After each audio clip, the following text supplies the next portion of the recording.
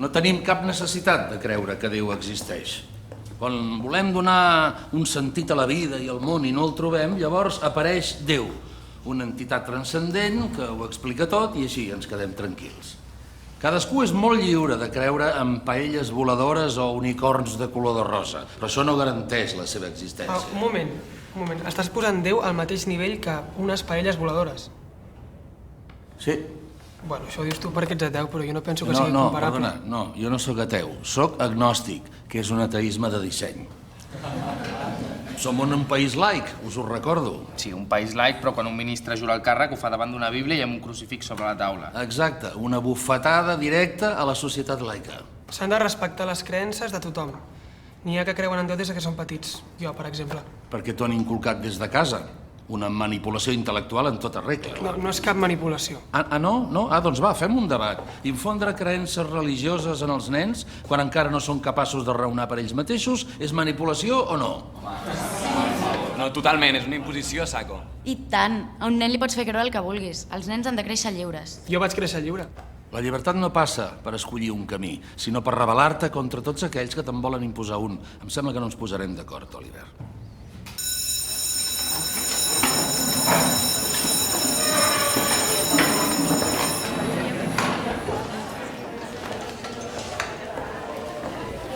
Merlí, es pot saber per què tens tanta mania a la religió? Em parla en plural, hi ha moltes religions, però tu només penses en una. No entenc d'on et surt aquesta mala llet contra una cosa tan inofensiva com la fe. Inofensiva, la fe? Sí, inofensiva. Jo no t'estic parlant del Vaticà. Oliver, les religions es basen en la fe, però jo no impedeixo a ningú que cregui en el que li doni la gana, encara que no existeix. Ets un prepotent, tu no pots saber si Déu existeix o no. Tens raó, però cap dels arguments bàsics en favor de l'existència de Déu és lògicament viable.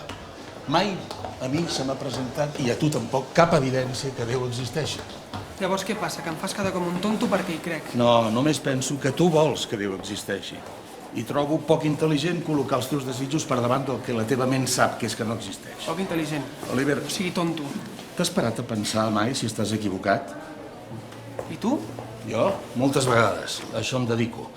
Però a veure, tu per què vols formar part d'una institució que no et vol a tu? L'Església et considera un ésser moralment pervers, que acabaràs a l'infern. I després demanaran perdó als homosexuals d'aquí 300 anys. Es passen la vida demanant perdó per tot, collons. Van cremar a la foguera molta gent. Autèntiques barbacoes amb la gent que representava idees que no els agradaven. Merlí, jo t'estic parlant d'una altra cosa. T'estic parlant de la fe, de creure, que és una cosa molt més personal. I tu m'estàs parlant de l'Església, de la Inquisició i dels capellans. Però ells són els que representen la teva fe. No, però si en el fons jo els admiro. Hòstia, l'Església és una empresa que ha triomfat tenint com a logo la imatge d'un home clavat en una creu. Tu t'has sentit parlant? Despreciant les meves creences, parlant-me amb superioritat? Saps què et dic, Merlí? Riu tant com vulguis de la fe. Però si l'home que s'ha suïcidat avui hagués tingut fe, potser no ho hauria fet.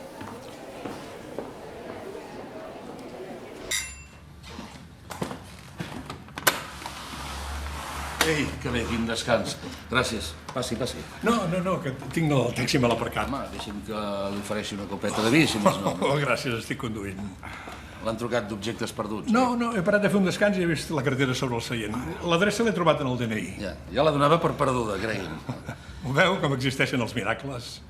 Em sap greu si abans he parlat malament. És que... Cap problema. Vostè em cau bé. És que jo de vegades parlo massa, sap? Sí. Jo tampoc puc pretendre que tothom cregui en el que jo crec, però és que realment la fe sempre m'acompanya. I d'aquesta manera em sento a prop del meu fill, que va morir.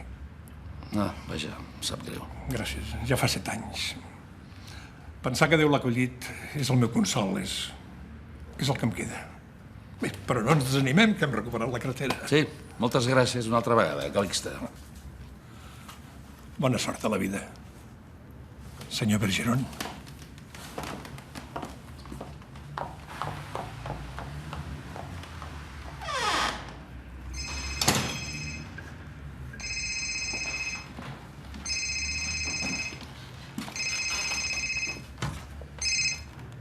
Sí? Senyor Bergeron? Sí, sóc jo. Truco de taxis de Barcelona. Sí, ja he recuperat la cartera, gràcies. Perfecte. És que per aquest nom que m'ha dit vostè no he trobat cap taxista. Com diu? No hi ha cap taxista nom de Calix de Vergara? L'única l'única llicència de taxi amb aquest nom es va donar de baixa. De baixa? Sí, aquest senyor va morir fa 2 anys. No, perdoni, no acabo de parlar amb ell. Justament acaba de tornar-me la cartera. Doncs no sé amb qui ha parlat, però el senyor Vergara és mort. Val, gràcies.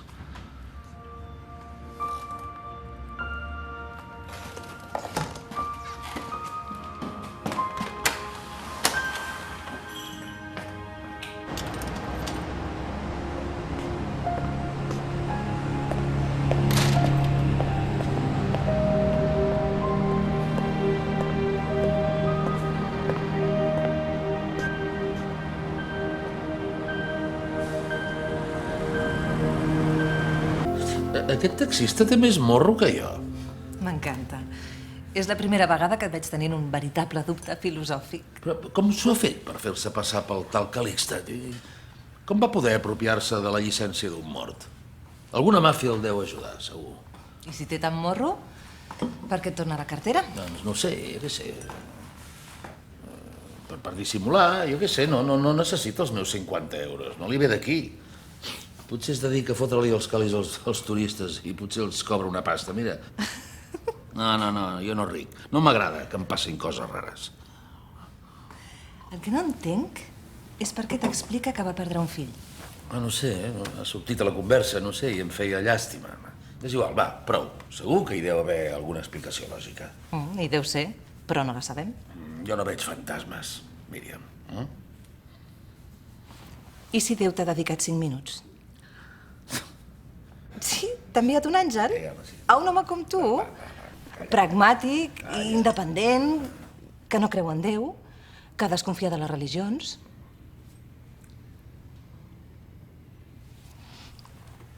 Potser a qui li hauries de dedicar tu 5 minuts és a l'Oliver.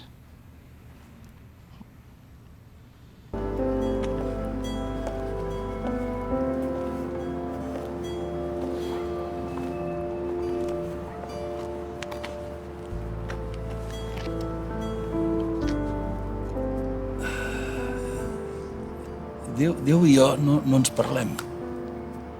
Ni ell ni jo tenim cap interès a parlar-nos l'un a l'altre.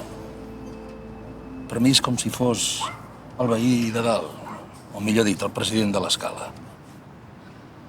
Però jo no me l'he trobat mai a l'ascensor, ni al replà, ni al vestíbul. Jo no l'he vist mai. I quan la comunitat de veïns decideix pintar l'escala, alguns diuen que és gràcies a ell. M'explico? Quina metàfora més currada. M'he inspirat mentre pujava a l'ascensor. No, el que vull dir-te és que entenc que tu, quan tinguis necessitat de sal, per exemple, pugis a demanar-la al president de l'escala. Jo entenc que tu prefereixis baixar a comprar-la al súper. El que importa, Oliver, és que tu visquis a casa teva, jo a casa meva, i que podem conviure al mateix edifici sense mals rotllos. És veritat que jo sóc el típic veí que a vegades es fica a la vida dels altres, però com que tu ets un home de fe i tolerant, em sabràs perdonar, no? Clar que sí. Va, té, que tu no pots prendre cervesa. Oh, i tant, que puc. No, que et conec, demà hi ha classe. Suc de pinya pel nen, va, no et queixis.